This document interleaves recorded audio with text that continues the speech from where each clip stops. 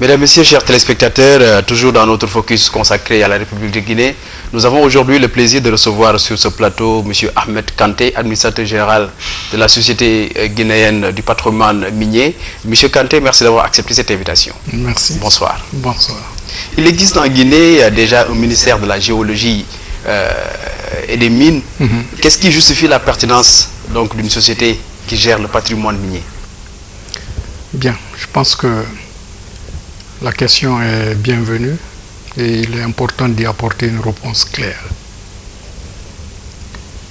La création de la Société de patrimoine guinéenne de patrimoine minier par rapport au ministère des Mines et de la Géologie n'est pas contradictoire. D'ailleurs, le législateur a voulu que la Société guinéenne du patrimoine minier soit sous la tutelle du ministère des Mines et de la Géologie. Par contre, la préoccupation majeure au niveau du législateur a été de faire la part entre les deux rôles que l'État doit jouer dans le secteur minier de notre pays. Il y a bien sûr le rôle de régulateur et de contrôle qui revient au ministère des Mines et de la Géologie, et il y a le rôle d'agent économique qui revient à la SOGIPAMI. Parce que l'État ne pouvait pas avoir les deux casquettes. Il y a des situations de conflit d'intérêts que cela a généré. Et vous avez vu que la non-séparation de ces deux rôles de l'État a entraîné une telle confusion que les scores du pays en matière de gestion des ressources humaines, des ressources naturelles, en matière de développement dans ce secteur, s'en ressentent. Et c'est la raison pour laquelle, à l'avènement de la Troisième République, il y a deux actes majeurs qui ont été pris par l'autorité. Le premier acte majeur a été de séparer le patrimoine minier du reste du patrimoine de l'État et d'en confier la gestion à une société de droit privé, qui est la SOGIPAMI. Cet acte a été consacré par une loi. Et le deuxième acte majeur a été aussi de faire la part entre les activités minières proprement dites et les activités de transport et d'infrastructure. Et la SOGIPAMI a été justement créée pour d'abord s'occuper de la gestion de toutes les actions que l'État détient dans les compagnies minières. À cela, on a ajouté la gestion aussi de toutes les actions que l'État pourrait détenir dans la gestion des infrastructures minières. Ensuite, la gestion aussi des actions que l'État détient ou pourrait détenir dans la gestion des infrastructures géologiques. Donc voilà un peu ce qui explique la création de la SOGIPAMI et en quoi elle est un peu différente du travail administratif et de contrôle que fait le ministère des Mines et de la Géologie. Très bien. Monsieur Kanté, la Guinée est un scandale géologique, l'expression je l'emprunte du défunt président Ahmed Sékou Touré. Après plusieurs décennies, avez-vous le sentiment que c'est toujours le cas aujourd'hui, vu le niveau vraiment assez élevé de la pauvreté? Écoutez, je pense que là-dessus, il faut faire la part des choses et remettre les mots dans leur sens. Quand le président Ahmed Sékou Touré, feu Ahmed Sékou Touré, que son âme repose en paix, a dit que la Guinée est un scandale géologique, il faisait allusion au potentiel naturel que Dieu a comblé la Guinée. Et ce potentiel, il est intact. Donc on peut toujours retenir que c'est un scandale géologique. Mais la richesse, malheureusement, n'est pas naturelle. C'est le travail de l'homme qui peut transformer ces ressources naturelles en richesse. Et je pense que c'est dans le cycle de transformation de ces données naturelles en richesse que le problème se pose, et c'est ce qui explique aujourd'hui le niveau de pauvreté en République de Guinée. Les populations n'en profitent pas assez. C'est évident. c'est évident. Je crois que les populations n'en profitent pas assez. Et c'est ce qui fait que la perception que les populations ont de ceux qui gèrent d'abord le ministère des Mines et des compagnies minières aussi n'est pas une perception qui est positive. Et je pense que cela, il est important que les compagnies le sachent et que le gouvernement aussi en tienne compte. Après nous avoir expliqué la pertinence de la mise en place d'une société guinéenne du patrimoine minier, comment fonctionne la Sogipami maintenant? Écoutez, vous savez, à la tête de la Sogipami, il y a une administration générale, c'est-à-dire qui est composée d'un administrateur général et de 2 adjoints. L'un qui s'occupe des problèmes administratifs et financiers et l'autre qui s'occupe du développement minier. Et ces 2 directions couvrent l'ensemble des prérogatives dont je vous ai parlé, à la fois la gestion des actions et la gestion des prises de participation au niveau de la direction des affaires économiques et financières. Elle s'occupe également de la gestion des ressources humaines, des problèmes juridiques. Et de l'autre côté, vous avez une direction qui s'occupe du développement minier, que nous avons reclassé en secteurs, c'est-à-dire selon la nature des ressources. Il y aura des sociétés qui sont regroupées sous le label de société de bauxite, c'est sous forme de société anonyme, s'occupant de minerais de fer et autres, qui centralisent l'ensemble des participations de la Sogipami à l'activité de recherche et de développement liée à chacune de ces ressources. Et comme la société est créée sous forme d'une société unipersonnelle, les décisions sont prises par l'administration générale, mais il faut dire que vers la fin 2011 et 2012, il y a eu une décision qui avait été prise quant à resserrer un peu les activités de la Sogipami dans le cadre d'une période transitoire. Et durant cette période transitoire, il était mentionné que la Sogipami ne devait pas contracter de dette, elle ne devait pas non plus faire du crédit. Et je pense que cela a été respecté, mais cela ne nous a pas empêché de poursuivre notre développement, notre implantation. Je suis tenté de vous poser la question de savoir comment se positionne la Sogipami face à d'autres sociétés, cette fois-ci privées, qui interviennent dans le secteur minier. En fait, pour ne pas dire la concurrence. Voilà.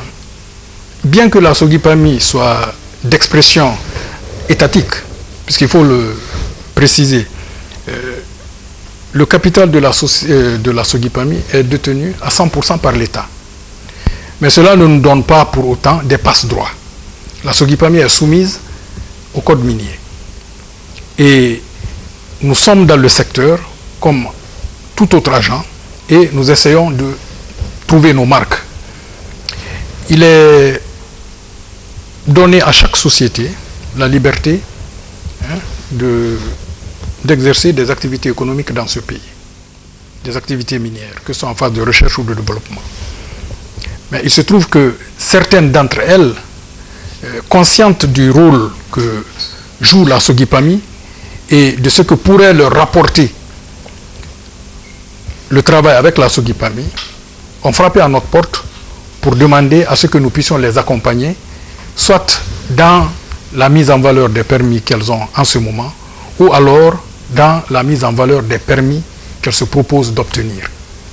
Et là-dessus, elles ont ouvert leur capital et la société, la Sogipami, a eu à prendre des participations, minoritaires bien sûr, parce qu'il ne faut pas prendre quelque chose pour handicaper la société, mais prendre quelque chose qui vous donne le label de copropriétaire et qui vous donne le droit partout de défendre les intérêts de cette société, mais également de mettre la société en face de ses responsabilités pour que les objectifs pour lesquels elle a été créée puissent se réaliser. Et quelles sont vos relations avec les autres sociétés justement? Nos relations, en principe, toutes les sociétés minières qui sont en phase de production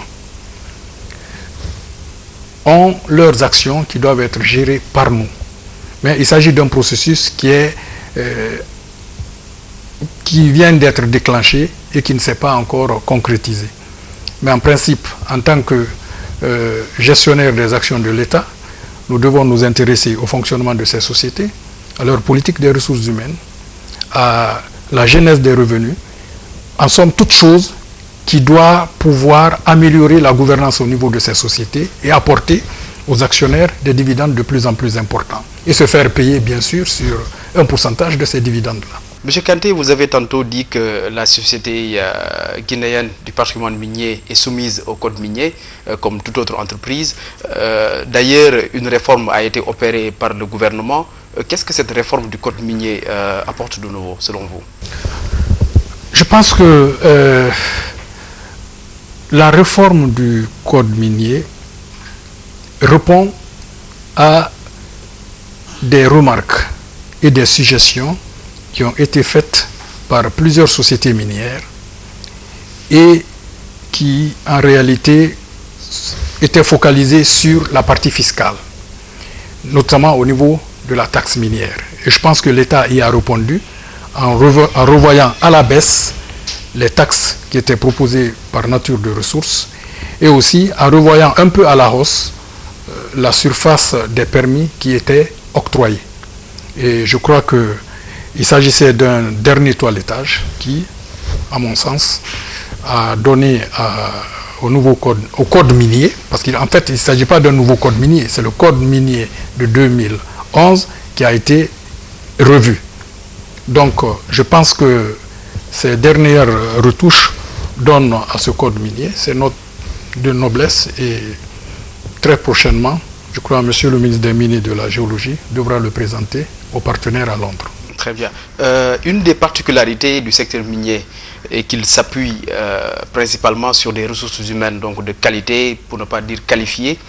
Comment cela se présente au niveau de la Sogipami? Vous savez, il y a deux éléments qui sont vraiment importants pour que la gestion des ressources naturelles apporte un léger mieux dans le pays. Il y a bien sûr un problème de diversification dans la gestion de ces ressources, mais il y a également tout l'investissement que nous devons faire sur le capital humain.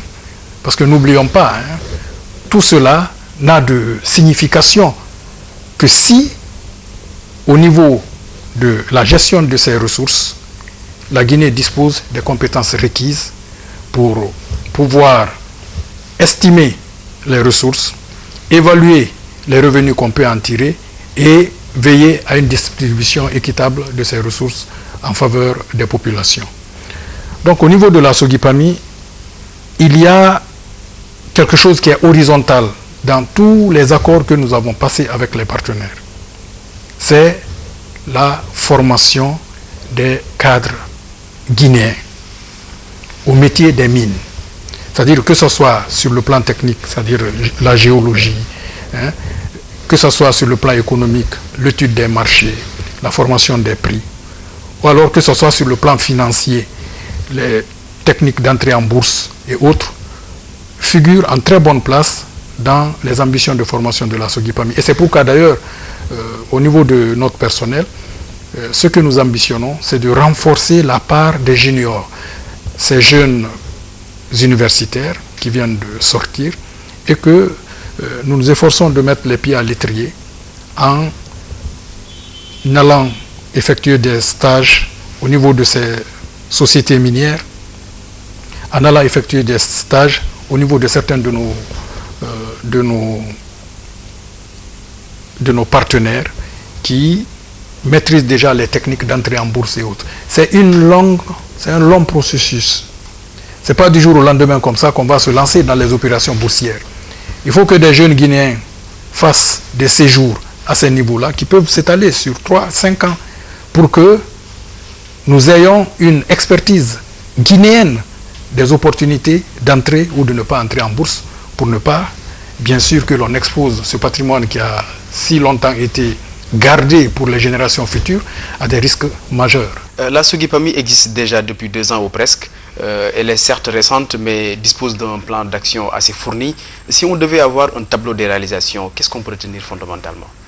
Fondamentalement, à la création de la Sogipami, il y a déjà le projet majeur de ce pays qui était en route. Donc l'un des défis, c'était pour la SOGIPAMI de jouer ce rôle de partenaire principal dans la gestion du projet du Simandou Sud. Et là, il y a au sein de la SOGIPAMI une unité de coordination des infrastructures du Simandou Sud qui a été créée et qui nous a représentés à toutes les instances, à tous les débats techniques liés à ce projet et qui assure ce rôle-là jusqu'à présent. Mais nous ne sommes pas tenus seulement à ça. La SOGIPAMI a passé des partenariats sur des projets dont certains, je suis sûr, dans 2 ou 3 ans, feront parler d'eux. Il s'agit de partenariats liés à des permis, perspectives, et dont le travail de mise en évidence des réserves est en cours et dans lesquels, pour ce qui concerne le minerai de fer par exemple, la SOGIPAMI va apporter sa contribution. Parce qu'en fait, il ne s'agit pas à la SOGIPAMI de rester là comme un observateur passif de ce qui est en train de se passer. Cette fois-ci, en tant que société de droit privé, nous apportons une contribution financière. Bien sûr, elle est minimale, mais nous apportons une contribution financière et un appui administratif dans toutes les sociétés où nous sommes co-actionnaires. Et dans ce cadre-là, je peux bien sûr vous parler des sociétés avec lesquelles nous sommes en train de travailler, que ce soit Guinée Iron Ore, qui est une société qui détient un permis très perspectif de minerai de fer au nord du pays, à Gawal, que ce soit nos partenaires de Crésus SA, il s'agit de la filiale d'une société polonaise qui a pris des permis ici, que ce soit nos partenaires de Auspicius dans le cadre de la recherche sur l'or, que ce soit notre partenaire technique qui s'appelle Kamen Resources et dont la particularité est que c'est une société de droit guinéen appartenant à des jeunes Guinéens qui ont travaillé dans l'ancien projet de BHP Billiton à Bofa et qui aujourd'hui se sont regroupés pour former une société de recherche minière. Donc nous avons passé un partenariat avec cette société qui nous accompagne dans tous les projets où nous sommes co-actionnaires. C'est cette société qui va mener, bien sûr, les travaux de recherche, donc les travaux importants de mise en évidence des réserves. Et je crois que cela est vraiment quelque chose de tout nouveau, parce que jusque-là, tous les travaux de recherche ont été faits par des expatriés et pratiquement, nous avons été mis en copie des résultats de ces travaux. Et je pense que pour une première fois, une société de jeunes Guinéens compétents, qui ont une expérience acquise selon les standards de la plus grande société minière au monde, qui est BHP Billiton, travaillent aux côtés de la SOGIPAMI pour la mise en valeur de ces richesses. Donc, c'est vous dire que nous ne sommes pas assis. Nous exploitons toutes les opportunités d'affaires, que ce soit avec des sociétés guinéennes ou des sociétés étrangères. Et je pense que pour le moment, ça se passe bien. Voilà, si on jette également un coup d'œil par rapport au fonctionnement, au texte de fonctionnement de la SOGIPAMI, il fait partie également des axes d'intervention, le fait d'œuvrer quant à l'amélioration des conditions de vie des populations. Oui. Sur ce cadre-là, qu'est-ce qu'on peut retenir comme action effectuée sur le terrain? Non, pour le moment, nous n'avons pas commencé ces actions. Il y a avec un de nos partenaires que j'ai oublié de citer, qui est Sovereign Mining de Guinée, qui détient des permis très perspectives d'or à Mandiana. Et ce partenaire a déjà réalisé beaucoup de choses, qu'on met bien sûr à notre compte général, puisque nous sommes actionnaires dans cette société. Il s'agit de la réalisation de 2 mosquées dans cette localité, mais également il s'agit pour nous, dans le futur, de tenir compte de cet exemple et de transformer le regard même que ces populations ont sur les compagnies minières partout où nous allons commencer. Et cela va commencer bientôt, puisqu'il y a un certain nombre de permis sur lesquels nous serons amenés à être sur le terrain. Et je pense que dans un an, nous pourrons vous inviter pour qu'avec vous, on puisse faire le parcours de ces domaines et que vous-même vous puissiez apprécier, à partir d'un contact avec les populations, ce qu'elles pourraient dire de ce qu'apporte la SOGIPAMI. Très bien. Changer les perceptions ou bien la perception de manière générale des populations face aux sociétés minières, ça c'est un objectif. Entre autres objectifs, qu'est-ce qu'on peut retenir comme objectif, pour répéter encore le mot, dans le long terme? Ben, je pense que dans le long terme, la SOGIPAMI n'a qu'à se conformer à ce que demande le code minier. Vous savez, dans le code, il est fait mention de quelque chose qui est très important et qui est nouveau. C'est le fait qu'une partie des revenus miniers devra être mise à la disposition directe des CRD de la République. Ce sera la première fois que de façon directe, les populations aient accès à des revenus issus du secteur minier. Et la nature de ces revenus, c'est une certaine stabilité et c'est leur évolution au fur et à mesure que le développement minier va s'accentuer en Guinée. Donc imaginez-vous au niveau de ces CRD qui vont recevoir chaque année quelque chose dont elles pourraient planifier à l'avance l'utilisation, qu'est-ce que cela pourrait changer? Je pense que c'est le meilleur message pour dire à tous que dans la Troisième République, toute la Guinée n'est qu'une et que les richesses de ce pays doivent bénéficier directement à toutes les populations, pas exclusivement aux populations hôtes de ces projets. Et je pense que c'est là une disposition qui est très intéressante. Donc il appartiendra à la SOGIPAMI de s'acquitter de toutes ces obligations financières telles que prévues au niveau du code et en cela elle contribuerait à l'amélioration des conditions de vie de ces populations. Monsieur Kanté, le manque d'infrastructures minières freine quelque part le développement du secteur. Dans ce domaine-là, que propose la SOGIPAMI? Qu'est-ce qu'il faut faire? Écoutez, je pense que ça, c'est un sujet qui est très sensible. Vous savez, le scandale géologique auquel vous faites allusion, c'est un fait de la nature.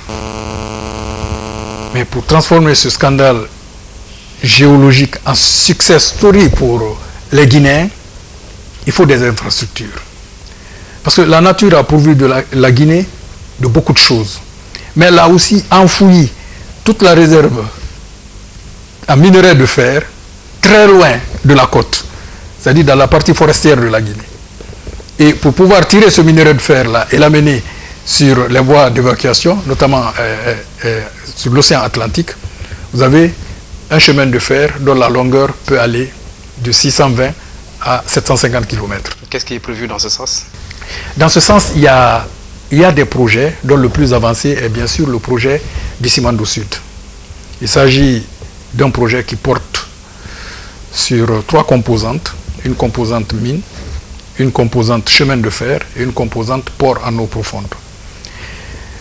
Je pense que le gouvernement a déjà donné son accord sur l'option de chemin de fer qui a été retenue, sur le tracé, sur la localisation du port. Et les discussions, il y a eu déjà des travaux préparatoires concernant la réalisation de cette infrastructure et les discussions continuent sur le cadre juridique. Et je pense que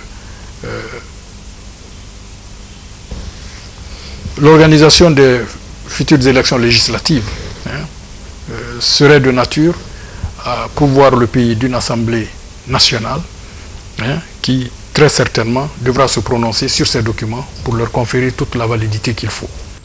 Avant de fermer en fait cet entretien, on va un peu s'intéresser à l'international. Quel regard portez-vous sur le marché minier guinéen face à l'international en ce qui concerne les coûts d'exploitation et les coûts d'exportation? Écoutez, je crois que très peu de gens savent que la Guinée abrite la plus grande société minière de bauxite. Ça, c'est CBG. Mais par rapport à son potentiel, nous sommes au-dessous d'une production de 10% de la production mondiale. Donc c'est peu. L'impact que nous pouvons avoir sur le marché est relativement faible sur la bauxite. Quant au minerai de fer, malgré toutes ces réserves, je crois que c'est cette année que la production en minerai de fer est réamorcée et avec des perspectives de 3 à 4 millions de tonnes. La production d'or est aussi relativement faible. C'est vraiment pas des scores qui font que la Guinée puisse peser sur les grands enjeux du commerce international concernant ses ressources minières. Par rapport au travail qui a été fait en Guinée, Revenu Watch vient de publier un document concernant un indice qu'ils ont créé, qui est l'indice de gouvernance des ressources. Et cet indice est basé sur 4 éléments qui sont vraiment fondamentaux. Le premier élément, c'est le cadre institutionnel. Et au niveau de ce cadre institutionnel, il faut dire que la Guinée a eu une note de 86 sur 100 et qu'elle est placée 5e au monde par la qualité du code minier qu'elle a travaillé, qui est sorti assez laborieusement, mais qui aujourd'hui donne au pays un score inégalé. Le deuxième élément au niveau de cet indice, c'est la divulgation des documents. Et je pense que cela est compris dans le code minier, puisque le code rend obligatoire la publication de tous les contrats et de toutes les conventions minières. Je crois que cela est important, c'est un problème d'application. Il y a un autre élément qui est l'appréciation de la qualité, de la quantité des ressources. Le contrôle. Je pense que cela également fait partie des données du code minier. Il y a enfin la gouvernance générale, la lutte contre la corruption, etc. Tous ces éléments, en fait, font partie du code minier. Mais dans le classement global, la Guinée est pratiquement 33e sur les 58 pays qui ont été recensés. Et avec 43 points. Moi, je dis, déjà, c'est une très bonne chose. Parce que la Guinée a été tirée vers le haut par la qualité de son code minier. Tout le problème maintenant, c'est un défi pour les autorités gouvernementales de mettre en application ce code minier. Et je pense que tous les autres scores, que ce soit le niveau de la gouvernance générale, que ce soit le contrôle quantitatif au niveau du secteur, que ce soit la divulgation des documents, tous ces éléments-là vont être revus à la hausse. Et je suis certain que dans un an ou deux, ces scores, en principe, devraient pouvoir s'améliorer. Merci beaucoup, M. Kanté. Merci. Voilà, je rappelle à nos chers téléspectateurs que nous recevions sur ce plateau M. Ahmed Kanté, administrateur général de la SOGEPAMI. Merci de nous avoir suivis. À bientôt.